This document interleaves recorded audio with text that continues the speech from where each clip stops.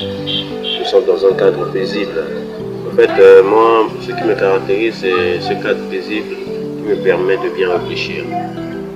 Et quand on réfléchit bien, on sait comment écouter cette voix qui nous parle par rapport à ce que nous sommes censés réaliser dans la vie. Et cette voix n'est rien d'autre que la voix de Dieu qui nous parle, de par son Esprit Saint aussi, qui nous interpelle du jour le jour. Et en tant qu'humains, nous avons de grandes choses à réaliser, juste que parfois la vie est cruelle et cherche toujours à éviter que la gloire de Dieu puisse se réaliser, puisse être une évidence.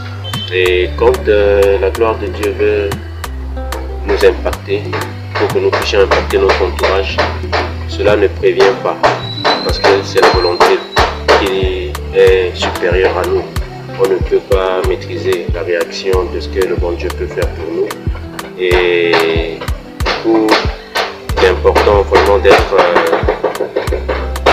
parfois dans un cadre silencieux pour savoir ce qu'on a ou ce qu'on est appelé à réaliser dans la vie. Bon, mais mis à part ça, je pense que la vie elle est simple. La vie elle est simple. Ça ne sert à rien de compliquer la vie pendant que tout est censé avancer dans la positivité. Quand il y a la positivité, ça n'attire que des résultats positifs.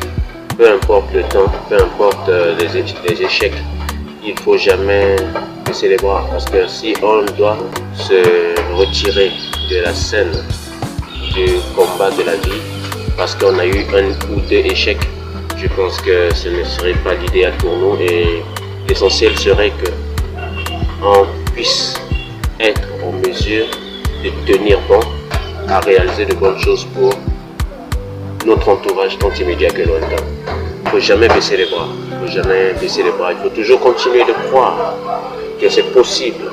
Et quand on croit que c'est possible, cela devient toujours possible. Et voilà. Donc, je fais cette vidéo pour pouvoir partager au moins cette pensée que j'ai eue aujourd'hui. Et c'est très important, vous voyez déjà que je suis toujours africainement bien habillé. C'est le plus important parce qu'il faut être fier d'être qui on est. Quand on est africain, c'est-à-dire quand on a la peau foncée, quand on a la peau marron, quand on a la peau en tant qu'Africain, peu importe. Parce qu'il y a des albinos aussi, il ne faut pas les oublier. Ce sont aussi des Africains, bien qu'albinos. Alors, c'est toujours, il faut être fier de qui on est. On ne peut pas, sans doute, chercher à nous négliger parce que nous rencontrons une ou deux épreuves qui nous poussent à nous parfaire dans le processus de qui nous devons être et de qui nous devons devenir. Ça ne servira à rien de se lamenter toujours. Mais le plus important, c'est de savoir se relever.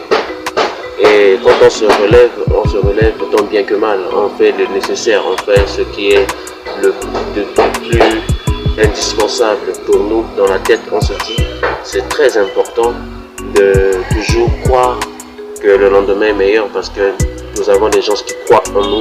Et ces gens qui croient en nous espèrent toujours de voir des choses positives dans nos vies. Et pour pouvoir les aider à toujours croire en nous et à croire en la gloire de Dieu dans notre vie, c'est nécessaire de ne pas baisser les bras dans les épreuves qui se présentent pour nous. Parce qu'il faut toujours aiguiser le fer avant que cela ne soit bien établi. Il faut toujours, par exemple, casser les œufs avant de pouvoir avoir une bonne omelette préparée. Il faut toujours tailler le diamant pour pouvoir donner de la valeur au diamant. Donc c'est important en termes de développement de soi de toujours penser le meilleur pour ce continent, le meilleur pour nos pays africains parce que nous sommes fiers d'être africains.